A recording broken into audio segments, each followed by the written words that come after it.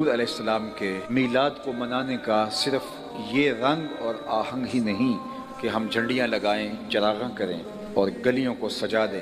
اگرچہ محبت کے اظہار کا یہ ایک رنگ ضرور ہے، لیکن میلاد کا حقیقی تقاضا یہ ہے کہ حضور کے لائے ہوئے نظام کو اپنی زندگی میں اتارا جائے۔ ایک دن حضور وضو فرما رہے تھے، صحابہ حضور کے وضو کے پانی کو زمین پر نہیں گرنے دیتے، تو آقا کریم علیہ السلام نے صحابہ سے پوچھا، تمہیں اس بات پر کس نے ابھارا ہے کہ میرے وضو کے پانی کو تم زمین پر نہیں گرنے دے رہے؟ یعنی حضور نے حکم نہیں دیا کہ میرے پانی کو تم اپنے ہاتھوں پہ لے لینا اور اپنے چہروں پہ مل لینا، یہ ان کا اپنا انداز محبت۔ تو آقا کریم نے فرمایا، میں نے تو اس کا حکم نہیں دیا، تمہیں کس چیز نے اس بات پہ ابھارا کہ میرے وضو کے پانی کو زمین پر نہیں گرنے دے رہے؟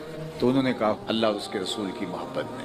تو آقا کریم علیہ السلام نے اس کی نفی نہیں کی، ان کے جذبے کی حوصلہ شکنی نہیں کی، وہ جو کر رہے تھے وہ محبت سے کر رہے تھے۔ لیکن حضور نے ارشاد فرمایا، جو یہ چاہے کہ اللہ اور اس کے رسول سے محبت کرے اور اللہ اور اس کا رسول اس سے محبت کرے، اس کو یہ 3 کام کرنے چاہیے۔ سب سے پہلے وہ جب بھی بولے سچ بولے، دوسری بات جب اس کے پاس امانت رکھی جائے خیانت نہ کرے، اور تیسری بات جو اس کی ہمسائیگی میں آ بسے وہ ہمسائیگی کا حق ادا کرے۔ یعنی تمہارا یہ عمل بھی اپنی جگہ پہ درست، لیکن کہیں محبت کے اس مظہر کے اندر کوئی یا آنے والا کوئی دین کی ان قدروں کو بھول نہ جائے کہ ٹھیک ہے ہم نے ادب کا یہ انداز اختیار کر لیا تو باقی دین معاف ہو گیا، ایسا نہیں ہے۔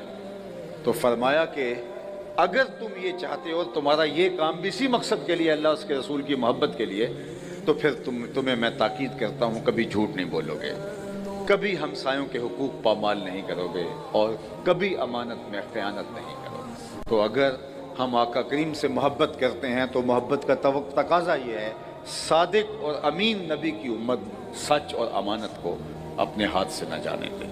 اگر تم لوگوں کی امانتیں ہڑپ کر جاؤ گے، لوگوں کا مال ہڑپ کر جاؤ گے، زمینیں چاٹ جاؤ گے، لوگوں کا قرض دبا جاؤ گے، پھر لاکھ عمرے حج کر لو، کوئی فائدہ نہیں ہوگا۔ تمہاری عمرے سے، تمہارے حج سے وہ جو لوگوں پر ظلم کیا ہے، جبر کیا ہے، اس کی معافی تو نہیں ہوگی۔